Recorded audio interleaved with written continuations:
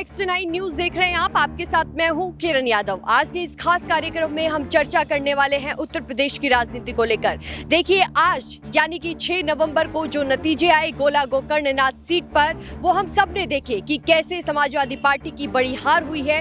तो वही भारतीय जनता पार्टी के उम्मीदवार यानी कि अमन गिरी ने एक बड़े अंतर के साथ अपनी जीत हासिल की है। आपको हम लगातार बताते जा रहे हैं कि अभी उत्तर प्रदेश की राजनीति गरमाई हुई है। उत्तर प्रदेश में पहले गोला गोकर्णनाथ सीट पर ये राजनीति गरमाई हुई थी और अब सबकी नजरें बनी हुई है मैनपुरी सीट को लेकर और रामपुर सीट को लेकर। किसकी जीत होगी, किसकी हार होगी, ये तो खैर आने वाले वक्त में पता लगेगा। लेकिन भारतीय जनता पार्टी और खुद समाजवादी पार्टी की तरफ से तमाम दावे किए जा रहे हैं।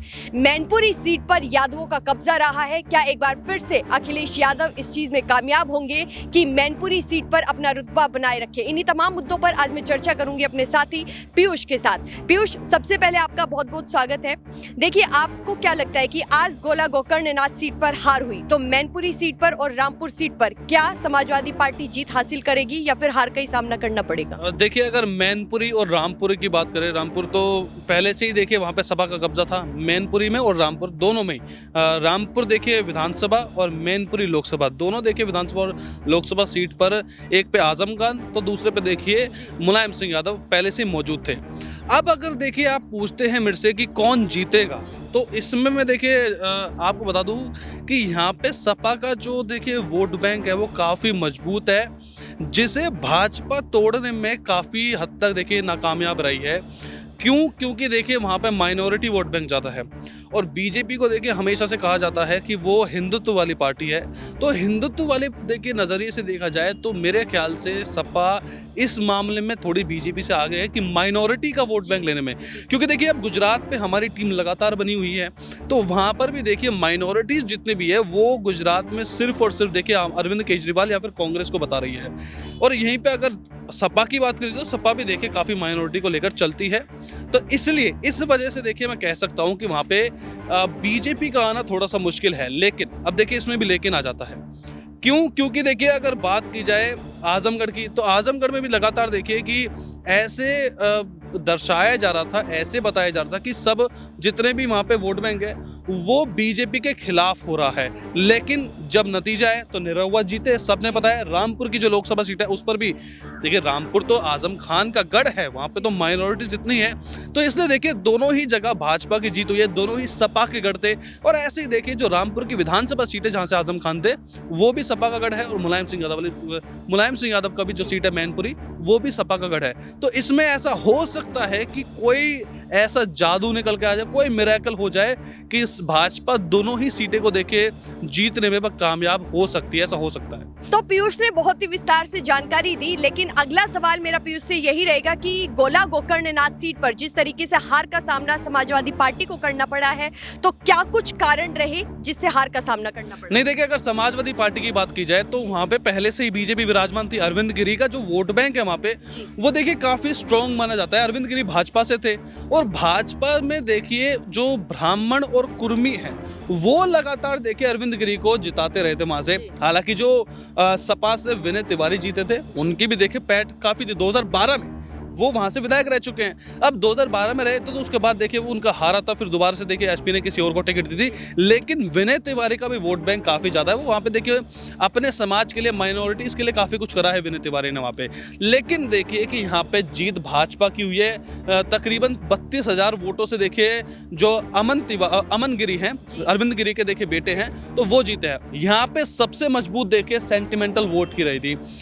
सेंटिमेंट्स थे, वो उनका निधन हुआ था, उसके बाद देखिए पूरी जनता जो है वो अमन गिरी के साथ जुड़ गई थी। लेकिन अखिलेश यादव बार बार ये बात कर रहे थे कि देखिए अब जो जीत का अंतर होगा वो काफी ज्यादा होगा सपा और भाजपा में, लेकिन ऐसा नहीं हुआ।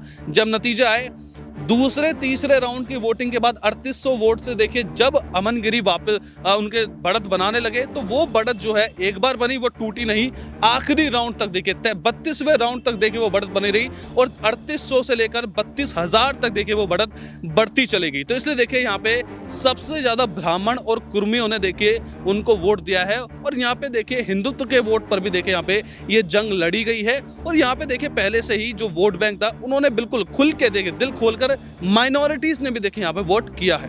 पीयूष, मेरा आपसे अगला सवाल ये रहेगा कि जिस तरीके से अभी सबकी नजरें मैनपुरी और रामपुर सीट को लेकर बनी हुई है, अगर चाचा शिवपाल को बड़ी जिम्मेदारी नहीं मिलती है, क्योंकि जिस तरीके से हम लाइव सेशन कर रहे हैं उसमें तमाम दर्शकों की तरफ से यही कहा जा रहा है कि अगर समाजवादी पार्टी चाचा शिवपाल को भारतीय जनता पार्टी के सामने खड़ी करती है तो शायद यहाँ पर यादव कुनबे को यानी कि समाजवादी पार्टी को एक यहाँ पर जीत उनकी हासिल हो सकती है, वरना बीजेपी एक बार फिर से जीत यहाँ पर हासिल करेगी।